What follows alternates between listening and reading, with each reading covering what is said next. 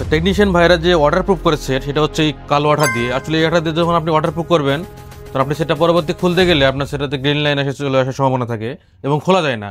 তো এই জন্য আপনারা যে 100% যে ওয়াটারপ্রুফ যে আঠাটা এটা আমার কাছে আছে, আপনারা চাইলে আপনারা আমার কাছে সংগ্রহ করতে পারেন। মূলত এই আঠাটা যখন আপনি ওয়াটারপ্রুফ করবেন তখন অনেকের চিন্তা ভাবনা থাকে যে ওয়াটারপ্রুফ করার পর এটা কি ওয়াটারপ্রুফ হবে কিনা। হ্যাঁ, এই আঠাতে ওয়াটারপ্রুফ হবে এবং আপনি চাইলে পরবর্তী যখন সেটা কোনো কাজ যখন খুলতে যাবেন তখন আপনি যখন হচ্ছে হিট দিয়ে একটু লিকুইড দিবেন তখন এই আঠাটা ছেড়ে দেয়, খুব সুন্দরভাবে ছেড়ে দেয়, মানে ইজিলি খোলা যায়।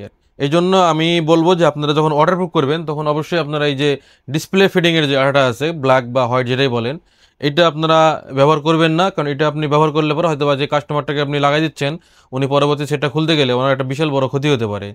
চাইলে একটু কাস্টমারের জন্য ভালো যদি চান তাহলে অবশ্যই এই আঠাটা ইউজ করেন। এটা অনেক ভালো একটা আঠা, আমরা একটু ইউজ করছি, দেখছি কেমন হয় কি আসে এই বিষয়, তারপরে আমরা বলতেছি আপনাদেরকে এই আঠাটা ইউজ করতে। তো সেট ওয়াটারপ্রুফ করার সময় অবশ্যই আপনারা এই আঠাটা ইউজ করবেন এখন থেকে। তো আপনাদের যাদের গ্লু এবং গ্লু গান লাগবে তারা অবশ্যই আমার সাথে যোগাযোগ করেন এবং আপনার গ্লু এবং গ্লু গানটি তাড়াতাড়ি সংগ্রহ করেন।